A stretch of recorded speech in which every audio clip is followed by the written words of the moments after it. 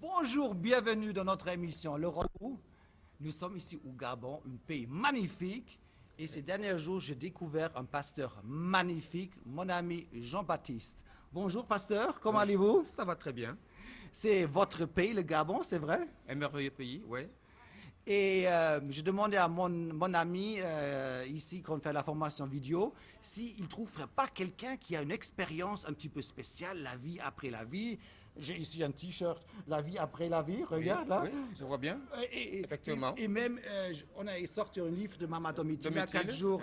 la Congolaise, oui. Oui. Bien sûr. Et on vient de sortir un DVD, La vie au-delà de la mort. Ok. Et quelque part avec les étudiants, on a discuté. Et il y a un ami qui a trouvé, il dit, ouais, je connais un pasteur qui avait un accident.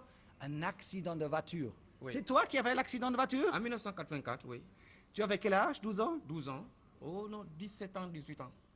Et alors maintenant, dès que j'entends ça, mes antennes, elles sortent et je dis, Mamma mia, mon Dieu, il faut que je chope cette personne qui avait vécu cette histoire du au-delà.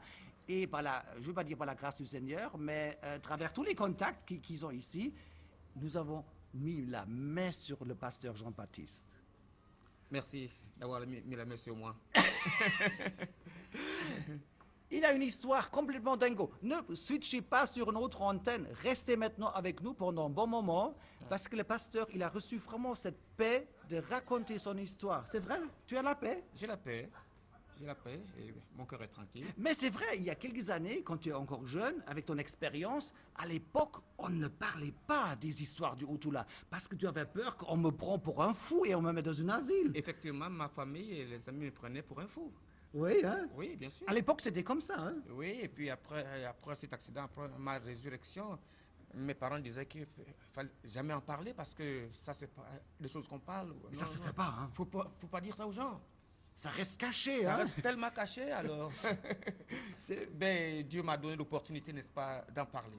D'en parler aujourd'hui, je vais dans le monde entier pour porter, n'est-ce pas, témoignage à la lumière, à la vie. Et aujourd'hui, donc, je suis le messager du Seigneur.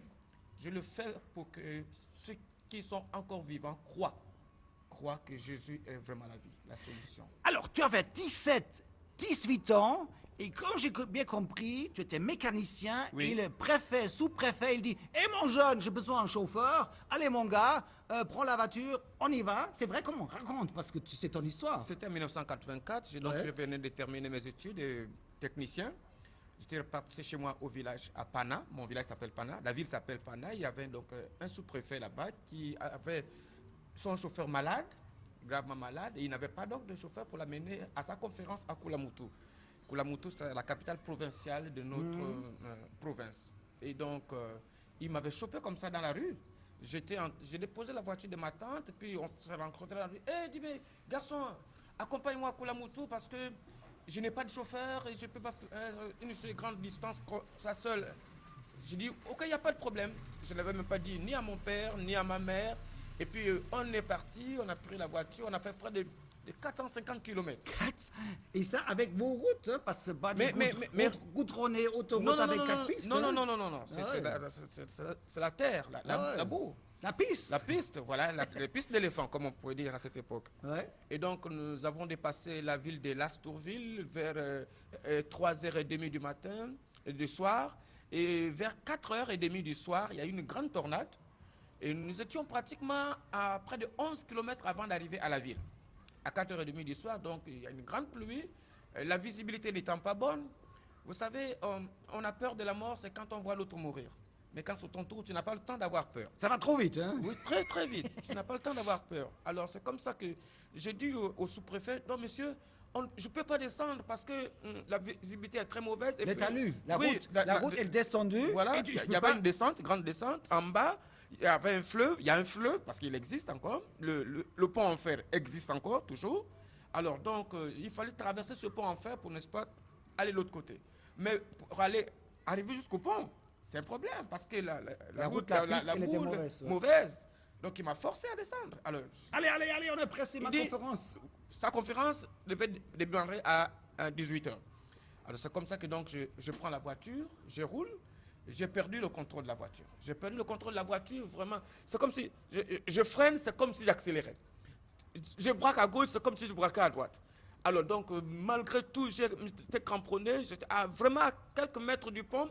Je voulais engager la voiture sur le pont, mais devant le pont, il y avait un grand trou. La voiture est tombée dans ce grand trou-là, il a pris peur. Il a ouvert la porte, n'est-ce pas, du côté chauffeur. Le sous-préfet a ouvert la porte du côté chauffeur et il a sauté. Et quand il a sauté, la voiture est venue tomber sur lui. Il est mort sur place. Oh, Oui. La voiture est... Ah ouais. Oui, oui, et donc la tête complètement écrasée. Et la voiture a continué avec moi 40 mètres plus bas. Et j'ai entendu l'impact, n'est-ce pas, de le pare-brise contre l'eau. Boum! Et l'eau est tombée dans la rivière. Non, non, non, la voiture est tombée dans la rivière. Donc, plus bas et sur un rocher plus bas encore, la voiture elle s'est fracturée dessous. Et puis, il s'est fait un grand silence.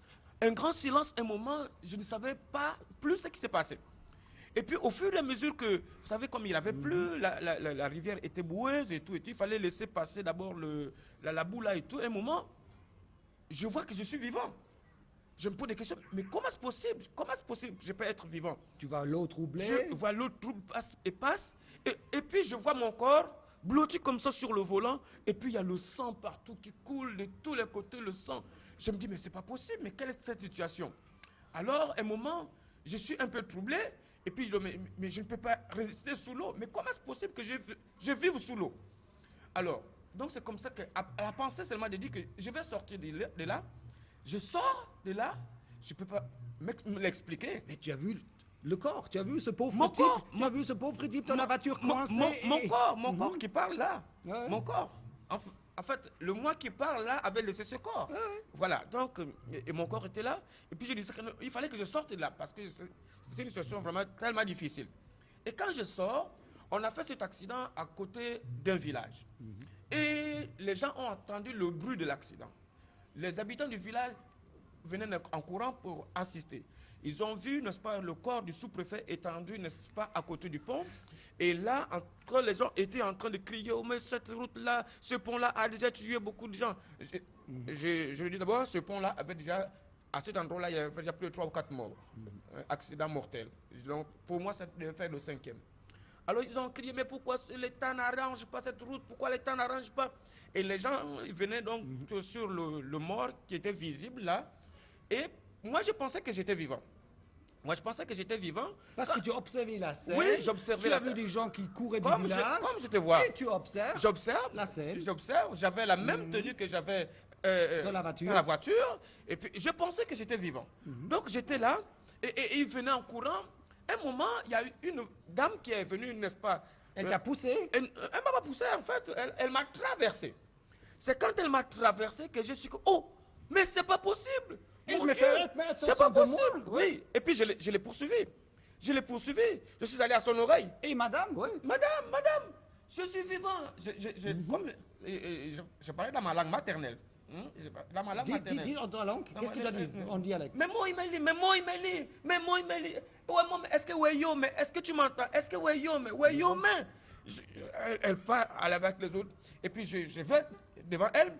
Est-ce que ouais, mon mais tu me vois. Elle continue à parler Elle te avec. traverse. Oh mon Dieu, c'est pas possible. J'essaye d'attraper comme ça là, la main traverse. Alors en ce moment, la peur et la crainte commencent à se saisir de moi. Panique générale. J'étais complètement, déboussolé, perdu. Et pourtant, je vois les gens, mais ils ne m'entendent pas, ils ne me voient pas. Pourtant, comme ça, comme je te vois là, il n'y a pas de différence de l'autre côté. Il n'y a pas de différence. Tu vois les gens qui t'entourent, tu vois ceux qui sont là. Et puis j'étais là debout, en train de regarder la scène. Comment les femmes du village venaient soulever le mort, ainsi de suite, et tout. Les gens étaient en train de pleurer. Et moi, j'assistais à tout cela. Un moment, au moins 15 minutes plus tard, je vois le sous-préfet qui sort comme un peu de fourré comme ça et qui vient vers moi. Il me dit, Jean-Baptiste. Il vient du fond du décor, quelque part, Oui, il apparaît. oui. Vous savez, quand il y a, vous réparez un accident de circulation, par exemple, une voiture vous tamponne, si ton corps tombe, toi-même, tu es projeté hors de ton corps un peu plus loin. Donc c'est comme ça qu'il est revenu donc vers moi. Ouais. Il n'avait pas encore vu son corps par terre. C'est quand il m'a dit, Jean-Baptiste, mais qu'est-ce qui s'est passé? J'ai dit, nous sommes morts, mais regarde ton corps. Il a commencé à crier, mon Dieu, Seigneur, fais retourner le temps, remets le temps en arrière. Oh mon Dieu, ma pauvre femme et les enfants. Je ne lui ai même pas montré là, j'ai caché de l'argent. Ah, mes petits frères vont faire du tort à ma femme. Seigneur, fais quelque chose, fais quelque chose. C'est quand il était en train de pleurer, de supplier Dieu, n'est-ce pas, de faire reculer le temps. Mais vous savez, c'est maintenant là qu'on est vivant, quand on fait la paix avec Dieu. Trop tard. Trop tard, c'est pas là-bas. Et donc, qu'est-ce qui se passe? Pendant qu'il était en train de venir vers moi, il y a eu un tremblement de terre. La terre a vibré. La terre a vibré. Tous les deux, on était vraiment face à face, à peu près à 10 mètres de distance, lui d'un côté, moi de l'autre. Et puis la terre s'ouvre. Je vois une fumée qui sort d'abord, et je vois des êtres, des colosses, Des monstres. des démons, des monstres. En fait, c'est le terme. Des monstres qui sortent et qui l'attrapent violemment et qui descendent avec lui. Je l'ai entendu crier. Ah! C'est comme s'il s'agrippait à la terre. Et ces monstres étaient affreux. Oui, affreux à voir. Si vous le rencontrez dans la rue, vous allez aller dormir à l'église parce que ce n'est pas des choses. Non, Affreux, hein. Affreux à voir. Vraiment tellement affreux. Et puis après, la terre s'est refermée. Et j'étais là, donc j'ai couru vers le pont, m'a grippé parce que moi je pensais que mon tour aussi arrivait. Ah, c'est moi le suivant. Oui, Hein. voilà, certainement qu'ils vont revenir me chercher. Et je m'ai grippé donc au pont. Ce soir-là, j'étais là jusqu'à vers 6 heures du soir quand les secours sont arrivés. L'accident était à 16h. Oui, à 16h30. Et vers 18h, vers 18h. le sous-préfet est déjà disparu dans les profondeurs. Tu t'es accroupi vers le pont. Vers le pont, voilà. Donc, les secours sont donc venus de la capitale provinciale. Les gens des TP, le gouverneur, les préfets de police sont arrivés pour ramasser donc le corps, n'est-ce pas, de ceux de fin-là. Ils l'ont mis dans l'ambulance et puis ils l'ont amené. Et puis moi, je suis resté là donc à côté donc du pont, en train d'attendre mon corps. Je suis resté là jusqu'à 2 heures du matin. À 2 heures du matin, j'ai entendu le bruit. Mais comment tu savais c'était 2 heures du matin? Mais parce que le temps, en fait, je calcule le temps avec le temps de l'autre côté. Tout ce qui s'est passé. Oui, oui, Tu bien as vu sûr. le village, Oui, ils vont aller au lit dormir. Dormir, je n'avais pas bougé. Tu as vu tout ce qui se passait. Tout Donc ce qui tu se passait. Tu avais une relation vers le temps. Oui, exact, c'est ça le mot même. J'avais la relation avec le temps, je pouvais percevoir, réfléchir et penser à certaines choses. Incroyable. Alors donc, vers 2 heures du matin, ils sont arrivés, les TP sont arrivés avec un camion grue, et puis avec des lampes torches, des projecteurs et tout. Il y avait le docteur Diané, c'était un médecin guinéen, qui avait fui, n'est-ce pas, la dictature du président Sékou Touré en Guinée et qui s'était réfugié ici au Gabon. Alors donc c'était lui qui était... Et la nuit, ils ont avec un camion cru sorti la voiture. Ils ont sorti la voiture de la rivière. Ils l'ont déposée sur la route. Sur les rivières. Oui, à la route. Et puis ils ont pris, n'est-ce pas, des scies à métaux et puis le chalumeau pour découper, n'est-ce pas, la devanture de la voiture pour sortir mon corps. Mon corps était bien bloqué comme ça. Et puis un des soldats qui était là a pris son pied, puisque mon corps était comme ça. Il fallait qu'on m'étende sur la route. Il a mis son pied ici et l'autre ici. Et ça, il a fait pac, pac. Il a dit, oh, pauvre jeune homme. Et puis le médecin est venu me palper pour voir de quelle manière j'étais mort. Comment tu es décidé? Comment j'ai décidé? Puisque mon ventre n'était pas ballonné d'eau. Mon ventre n'avait pas gonflé. Donc tu n'es pas noyé, tu n'étais pas noyé. Je n'étais pas noyé. Alors il a dit, mais comment est-ce qu'il il est mort? Alors, c'est pendant qu'il était en train de regarder, il a vu qu'il y avait un tournevis qui m'avait... vous voyez cette cicatrice? Là, ouais. Voilà. Le tournevis m'avait traversé ici et le tournevis s'était cassé. Il a dit, ah, j'ai trouvé, venez voir. Les gens sont venus voir. Ils ont dit, oh, mais comment ça? Il a dit que certainement quand la voiture était en train de faire les tonneaux, le tournevis... Il a ramassé un tournevis dans le cou. Et le médecin donc a pris la pince du mécanicien, il a attrapé le tournevis et puis il a tiré. Il dit vraiment près de 15 cm comme ça. Il a regardé comme ça, il a dit oh pauvre garçon, et puis il a jeté. De la nature. Voilà. Alors, donc on m'a mis dans une voiture, je me souviendrai toujours de là, parce que c'est une affaire vivante. C'était une Isuzu bâchée de la prison centrale de Koulamoutou. Je me souviendrai toujours. Ils ont pris mon corps et puis ils ont mis, n'est-ce pas, derrière. sans autre aménagement. Et puis, allez, on part avec. Ils sont partis avec mon corps. Vous allez me poser la question, mais comment est-ce que j'étais assis ou quoi? Non, non, je pouvais glisser dans l'espace. Je pouvais passer à travers le mur. À ma pensée, je pouvais... Ton corps d'esprit. Tu avais un Non, corps oui, d'esprit. oui, oui, Et le oui. corps d'esprit, il a suivi tout le long de la voiture. Oui, oui, et oui. tu les as Je accompagnés suivais tout le long de la voiture jusqu'à ce qu'on arrive, n'est-ce pas, Ah ouais. à l'hôpital de Koulamoutou. Bien sûr, ton corps, il était là. Oui, mon corps était là. Alors donc là-bas, on a fait descendre le corps et il y avait du monde là qui regardait. Ah, mais donc Du beau monde. Du beau monde. Donc pas n'importe qui, hein, Oui, tous oui, les médecins oui, spécialisés. oui. La police, la gendarmerie, tout le monde était constat, là tout. pour le constat. Et puis on m'a mis dans une salle où on mettait les indigents, c'est-à-dire quand les prisonniers mouraient ou bien quelqu'un comme ça, on le met dans cette salle-là. À l'époque aussi, il n'y avait pas de morgue. Hein? Pas de frigo, hein. Pas de frigo. On t'a pas mis dans le frigo. Non, non, non, non. On devait... Par chance. Oui, par chance. C'est Dieu. C'est Dieu qui faisait tout ça. Alors, on m'a mis sur un brancard et puis il est venu, le docteur Diané a écrit des mots sur... L'étiquette, déjà, le ticket. Voilà, voilà. Il a mis... Sur ton pied, sur avec mon une petite pouce, ficelle. mon pouce, oui, un ficelle affiché en plastique. Et puis, ils m'ont mis, n'est-ce pas, un drap vert. Ils n'ont même pas pris la peine d'enlever mes habits qui étaient mouillés et tout, et puisque j'étais bien mort, alors... Ça sert à quoi? Voilà. Et puis il a regardé sa montre, il a dit, oh, il faut déjà 4h30 du matin, demain j'ai des interventions à faire, il faut que je rentre. Quand il est sorti de cette salle-là, moi aussi je les ai suivis. Et je suis resté là donc devant la cour de l'hôpital jusqu'au moins à 5h30 du matin. Mais tu savais que ton corps, il était à l'intérieur. Oui, dans mais le bâtiment. j'étais là. Tu savais, lui, il était là et moi, Oui, parce que... Tu as fait la navette? Oui, non, je faisais plus la navette puisque je n'avais plus rien à faire là-bas. Oh, c'était assez triste, hein? Ouais, mais tellement triste parce que dans mon cœur, Tu n'as pas paniqué pour dire comment je... Oui, bien sûr, vous savez, vous êtes pratiquement dans la confusion. Je n'avais pas dit au revoir à mon père, à ma mère, les gens ont vu ça.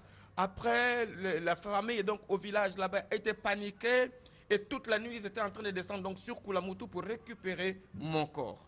Papa avait déjà fait la maison mortuaire donc au village et tout.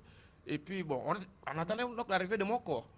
Et donc à 6h du matin, 5h30 du matin comme ça, parce que là-bas c'est vers l'est, hein? Chez nous c'est vers l'est. Alors donc disons que le soleil se lève un peu vite.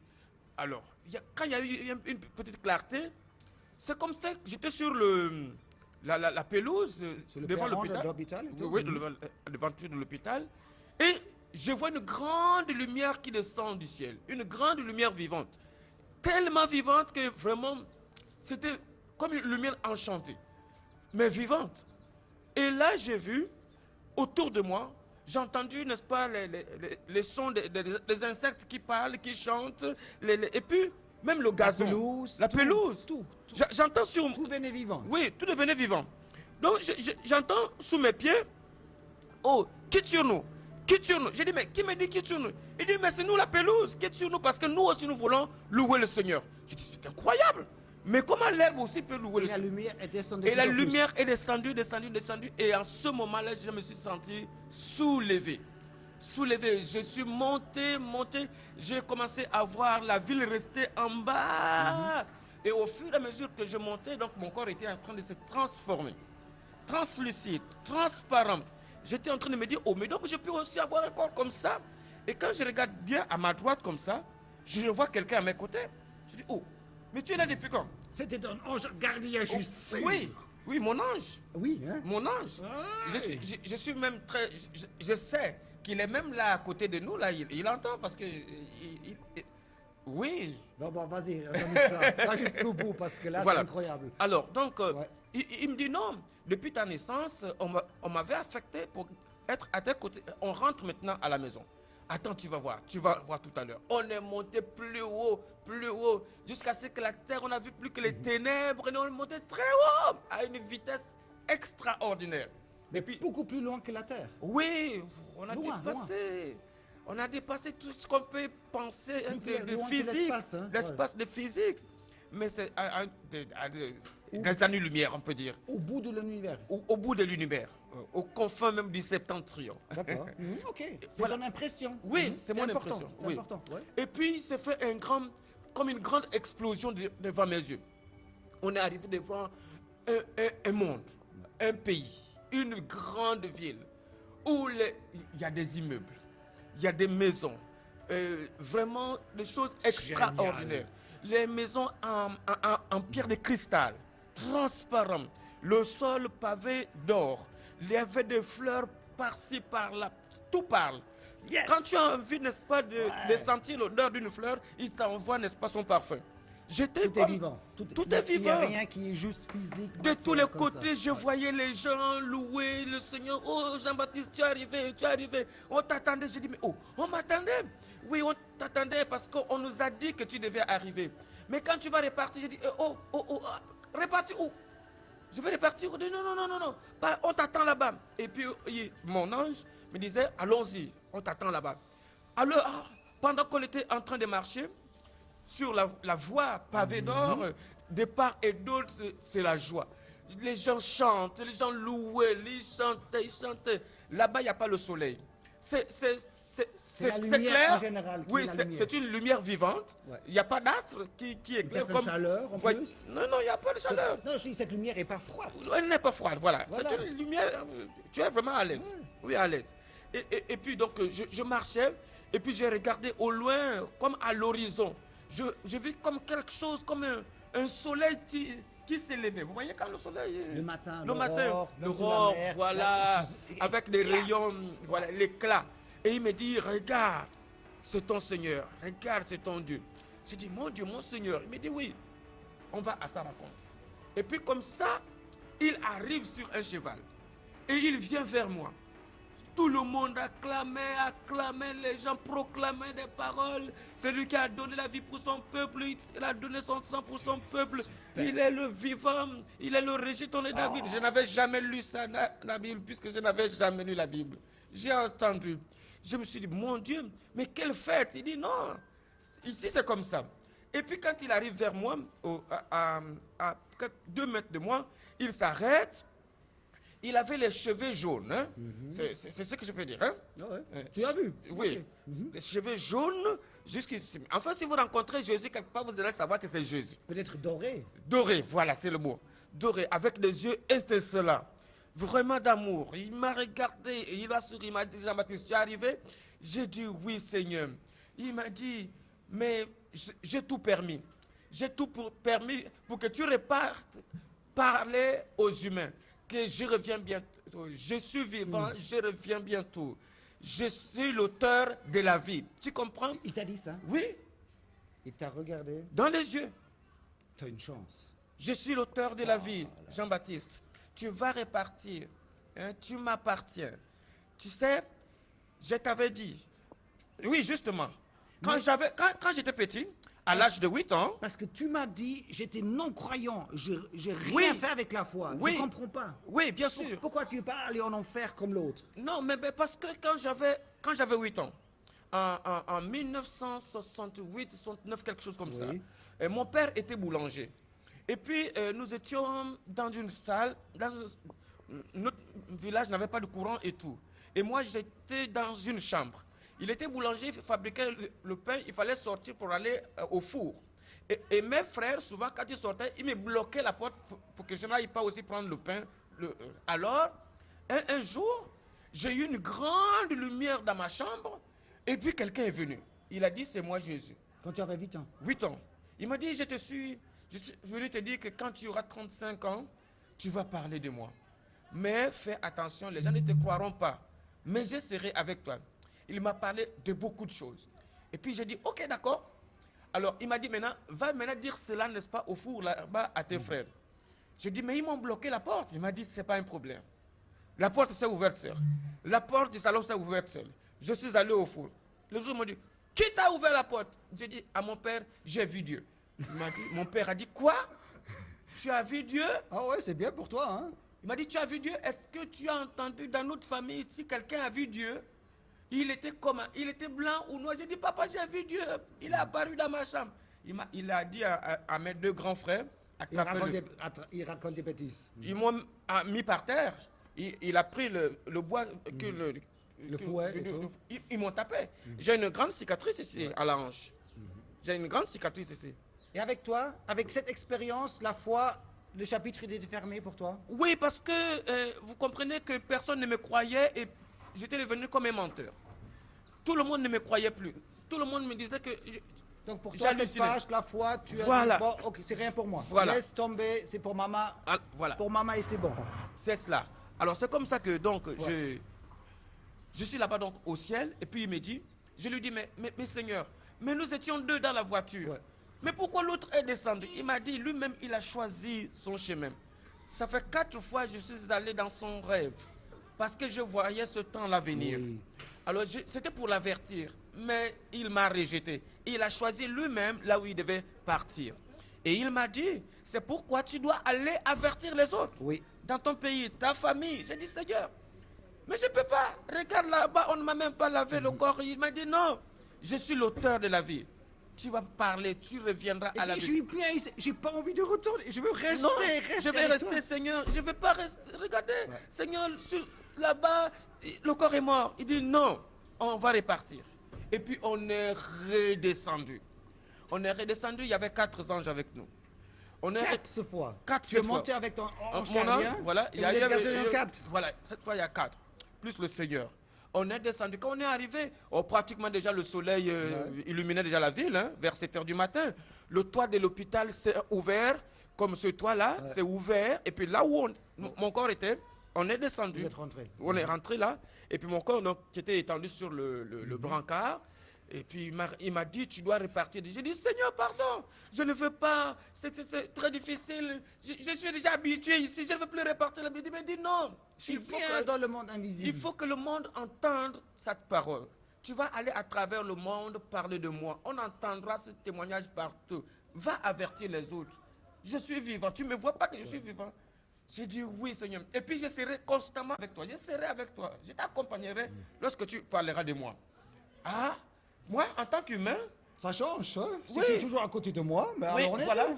Moi, je voyais ça comme ça. Donc il sera toujours à côté de moi. Ah, ok, d'accord. Donc on va se promener toute la vie ensemble. Voilà, voilà. Et c'est comme ça qu'il donne l'ordre, n'est-ce pas, aux 2 anges blancs. Il leur dit, découvrez-le. Attends, 2 anges blancs. Vous êtes 4 anges, 2 anges noirs comme moi. Et 2 blancs. 2 blancs, blancs comme toi. Et chacun son rôle. Chacun a son rôle. Chacun a son rôle. Et qu'est-ce qu'ils ont fait? Alors, les 2 anges blancs sont avancés vers mon corps. Ils ont découvert donc le drap jusqu'ici, le drap vert en question. Et vous voyez, c'est mort depuis près de 10 ou 13 heures de temps. Sous l'eau de 16h30 à 2h du matin. Et là, il fait déjà 7h du matin. Et puis, il me dit, tu dois repartir dans ce corps. J'ai dit, Seigneur, mais choisis quelqu'un d'autre. Il dit, non, Dieu t'a choisi depuis longtemps pour ça. Tu dois repartir. J'ai dit, Seigneur, mais je ne peux pas. Il dit, il faut que les gens t'entendent. J'ai dit, ils ne me croiront pas. Il me dit, ils vont te croire. Je serai avec toi. Alors, il a monté, il a dit, n'est-ce pas, aux 2 anges, avancez vers lui encore. Aux 2 blancs? Non, cette fois maintenant les 2 noirs. Okay. Il dit aux 2 noirs, avancez vers lui. Il avance vers moi. Il dit, bougez sa tête. Pendant qu'ils avançaient vers moi, ils ont revêtu le corps humain. Vraiment instantanément. Ils ont revêtu le corps humain pour bouger un corps humain. Et les anges, ils sont habitants du humain ou ils sont restés anges? Non. Humain non. Bon, généralement, quand on voit les anges avec des ailes, ça dépend de quelle apparition, hein, de quelle mission. Hein, mais là, ils étaient vraiment comme nous, comme des mortels. Très simple. Alors, donc, ils sont venus, ils ont bougé ma tête là, et puis il m'a dit, maintenant tu dois rentrer. Jean-Baptiste, rentre, va raconter, je serai avec toi. Rentre dans l'enveloppe. Rentre dans le corps, rentre dans ton corps. Et puis, il pointe le doigt sur mon corps comme ça, il dit, je suis la résurrection et la vie. Je tremble, je résiste, le corps, enfin, là où je suis à côté de lui, mon corps tremble. Et puis il me regarde avec amour. Il me dit, non Jean-Baptiste, tu dois rentrer là-dedans. Tu es mon témoin, va raconter ça aux gens. Tes parents seront contents, tout le monde va être content de toi. J'ai dit, non Seigneur, je ne veux pas rentrer. Il rentre là-dedans. Et puis il a pris autorité, avec une voix grave. Il a dit, je suis la résurrection et la vie. Et c'est comme ça que j'ai vu ma bouche s'ouvrir, ma bouche s'est ouverte au son de la voix de Jésus. Et commençant par les pieds, je suis rentré dans mon corps qui vous parle là, et puis j'ai entendu boum. Et puis j'ai senti les crampes, le froid. Ils ont rattaché ton âme à ton corps. À mon corps. Tac dedans, fermé de nouveau, Fermé, un petit voilà. crochet, et puis vous êtes de nouveau C'est comme si vous portez, n'est-ce pas, un vêtement. Ouais. Un vêtement, un manteau, voilà, c'est ça le mot. Comme si vous portez un manteau. C'est le crochet de nouveau. Voilà, et puis voilà. Et puis comme ça, donc j'étais là, je sentais le froid, les crampes dans tout le corps. Et bon, à l'endroit où on m'avait mis le corps, les persiennes étaient en verre. L'infirmière était en train de passer. Et quand elle passait, elle a jeté un coup d'œil aux morts pour regarder aux morts de la veille. Et elle voit que mon genou droit là est en train de bouger. Elle a poussé un cri. En Afrique, quand on voit un mort revenir à la vie, c'est vraiment... Partout, hein, c'est humain. Hein. Au Japon ou aux States, c'est humain. C'est vraiment un drame. Ah ouais. Elle a poussé un cri et puis elle s'est évanouie. Donc comme elle avait un glucosé en verre, donc le glucosé s'est cassé et ça a attiré l'attention des autres infirmières qui ont couru pour dire, ils l'ont ranimé. Puis mais qu'est-ce qui s'est passé? Regardez, j'ai vu le pied d'un des morts bouger. Ça c'est maintenant le témoignage que les gens m'ont fait. Ah ouais. Vous voyez? C'est maintenant le témoignage. Parce que tu étais plus dans ton corps spirituel, voilà, tu étais déjà inclus, et tu ne pouvais plus mortel, observer ton corps. Exact. Donc je ne pouvais plus des fois voir à la fois à l'intérieur et à l'extérieur. C'était fini. Voilà. Donc c'est comme ça que ils sont venus et puis ils ont poussé la porte, ils ont vu que réellement mon genou était en train de bouger. Ils ont poussé les cris, ils ont appelé le médecin a dit non, c'est faux. Je connais ma matière. Je connais ma matière. Je connais mon métier, les gars. J'ai fait 8 ans d'études de médecine en Roumanie. Ouais. J'ai fait près de 15 ans d'exercice de mon métier. C'est moi-même qui suis allé au fleuve, le sortir de l'eau. C'était comment son nom? Le docteur Diané. Docteur Diané était ici comme réfugié. Voilà, donc il a dit ça, et puis il a dit c'est pas possible, ne me dérangez pas, j'ai encore sommeil. Ils m'ont dit non, ils ont dit non, pas, docteur viens, le petit est revenu à la vie. Le petit, oui, 18 ans, 17, 18 ans. Voilà, il est revenu à la vie, c'est gamin. Oui, donc c'est comme ça qu'il est arrivé en pyjama. Il dit bon, quand même je vais venir voir, c'est quand même une histoire. Et quand il est arrivé, il a vu comme on l'avait dit, il a dit ah ben ça alors, ah ça il n'y a que Dieu qui peut faire ça. Il a dit, il n'y a que Dieu qui peut faire ça. Ça, c'est un miracle. Magnifique. C'est comme ça qu'il m'a pris. Donc, ils m'ont pris, ils m'ont amené donc, au bloc pour, vous voyez, sortir, réparer, fermer la respiration et tout. Fermer là, mettre des agrafes partout ici, et tout. Et c'est à ce moment-là que mes parents, n'est-ce pas, étaient arrivés, n'est-ce pas, du village pour chercher ton corps. Ouais. Voilà. Quand ils arrivent, ils apprennent la bonne nouvelle. Et c'est comme c'est que les infirmières m'expliquent c'est quoi. C'est que quand ils disent qu'il y a un des morts qui est revenu à la vie, donc les deux familles courent vers les portes. Rappelle-nous le village où se trouve l'hôpital, comme ça on peut resituer. À Koulamoutou, voilà. Okay. Donc dans le Gololo. Ah ouais. C'est la capitale provinciale de province. Donc voilà. C'est pas dans un village ton non, c'était pas en cachette. Hein? C'est officiel. La ville est là, l'hôpital est là, mes parents sont vivants. Tenez, je t'invite même demain à notre église pour que dimanche, comme ça tu verras mes soeurs, mes frères et tout le monde qui a donné leur vie au Seigneur à cause de ce témoignage. Voilà, donc c'est comme ça que donc quand le médecin vient, il dit oh non, ça c'est un miracle de Dieu. Ça c'est incroyable, mon Dieu. Alors donc ils m'ont amené au bloc et tout. Mon oncle a déjà la nouvelle ici à Libreville. Il est descendu donc, il a payé un cercueil ici, à Libreville. Arrivé à l'aéroport de Koulamoutou, à la descente, il voit les parents là. On dit, oh, t'annonce une bonne nouvelle. Il dit, quelle bonne nouvelle? Il dit, mais non, Jean-Baptiste est revenu. Il dit, mais qu'est-ce que je vais maintenant faire de ce cercueil? Quelle réponse bête! Mais oui, c'est une réponse humaine, mais c'est beau, hein? J'ai payé, j'ai loué l'avion, j'ai fait tout ça pour... Qu'est-ce que je fais de ce cercueil? On a dit, mais casse le cercueil, va le vendre. Voilà, c'est ainsi ma rencontre avec le Seigneur, de la mort à la vie. C'est ce que je raconte à travers le monde.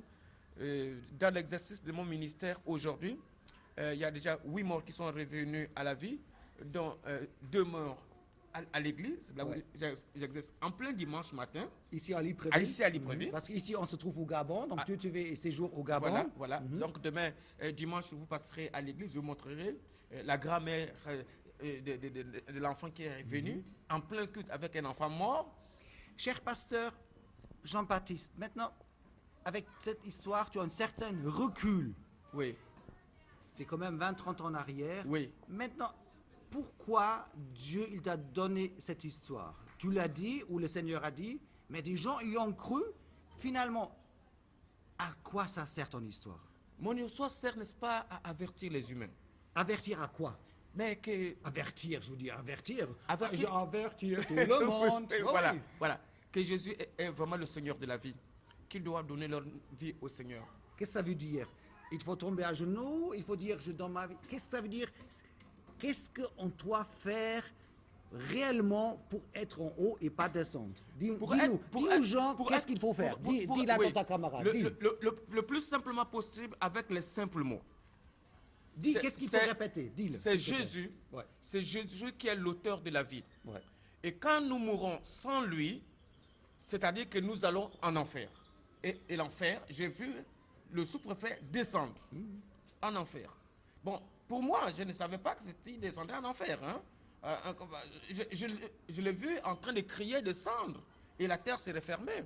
Mais il m'a dit, va avertir les gens, va parler pour que les gens acceptent le Seigneur, pour qu'ils croient et qu'ils soient sauvés. Sauver, c'est pour avoir la vie éternelle.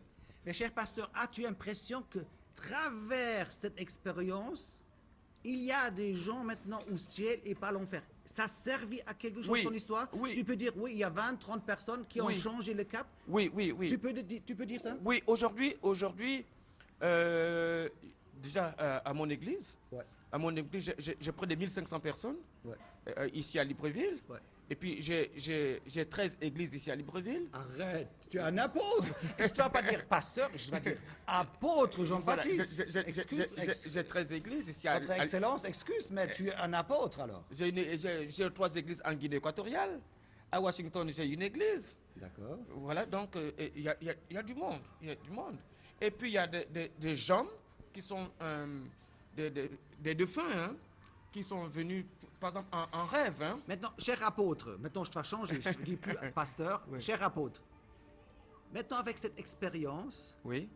toi, tu joues plus avec ton salut, tu n'as pas le temps de courir après d'autres jolies femmes, tu n'as pas le temps de courir après des belles voitures, tu n'as plus le temps de courir après le succès, d'avoir des belles maisons avec tes piscines. Cette envie, elle vient pas, elle passe. Non. Tu es quelqu'un qui est différente. Non, Tu- non, tu- non. tu es- comment, Non. comment tu es maintenant? Non, non. Je suis un homme qui mène une vie simple. Ouais. Tu comprends? Donc il y a des choses qui changent en toi. Il y a des choses qui ont changé Ouais. en moi. Je reste humain Ouais. au milieu de mon peuple. Ouais. Je reste humain au milieu de mon peuple. Par exemple, un homme de ma carrure dans notre pays, les pasteurs se baladent avec des gardes du corps et tout. Vous voyez, Ouais, je suis ouais. arrivé chez vous simplement. Ouais, je n'ai ouais. personne avec moi. Ouais. Parce que je sais en qui j'ai cru. Ouais. Je sais la mission pour laquelle le Seigneur m'a renvoyé sur la terre. Peut-on dire tu as une partie de l'éternité en toi? Ah Tu oui. Tu portes en toi un petit Oui. morceau de l'éternité. Oui, et oui. elle est dedans. Et Oui. tu dis, ça c'est cher. Ça Oui, c'est mon trésor. Ça, c'est très cher. C'est un trésor. Hein? Un grand trésor. Et tu as eu vraiment la chance de l'écouter ce soir. Ouais. C'est Dieu qui t'a... Qui nous a Je mis sais pas. ensemble, Oui. qui sont en route. Ah, ça c'est vraiment... C'est extraordinaire. Vous savez, depuis des années, depuis 20 ans, je suis chasseur de primes, chasseur de têtes. Je suis un chasseur d'histoire, la vie après la mort. On a même imprimé le t-shirt, la vie au-delà de la mort. On a sorti un DVD qui s'appelle La vie au-delà de la mort. Voilà. Cher pasteur d'ailleurs, c'est un cadeau pour toi. Merci. Très bien. Et nous avons aussi imprimé un livre qui s'appelle 4 jours au-delà de Mama Domitila. Aussi un cadeau pour l'apôtre. Oui, oui, oui. C'est dans Maman de Mutiles. C'est aussi connu, hein? Oui, connu. C'est très bien. Et sur ce DVD, nous avons une histoire, une interview avec Stephenson qui se noyait avec 14 ans dans une piscine. Oh. Et son histoire de Stephenson, Oh. c'est très proche plus tienne. C'est ça Oh. pourquoi je peux Oh. sentir qu'est-ce que tu sens. Hein? Oh, bien sûr. Cher apôtre, pour toi. Merci beaucoup. C'était Merci, un plaisir Stephenson. de parler avec toi. Je pense des prochains mois, on va Oui. faire d'autres émissions, peut-être même des émissions d'automne de l'église avec des témoignages de résurrection. Voilà. C'est un plaisir de parler avec toi. Vraiment. Moi aussi, c'était vraiment un plaisir. Et pour moi, c'est une joie de partager ce témoignage, de savoir que des milliers de personnes vont l'écouter. Ma prière, c'est que le Seigneur touche le cœur des hommes et des Ouais. femmes qui vont m'entendre. Et je leur dis, Dieu est vivant. Il est vrai. C'est pas pour rien que je peux m'exposer comme ça pour parler ouvertement. Parce que c'est une histoire connue de chez moi. Tous mes parents, toute la ville,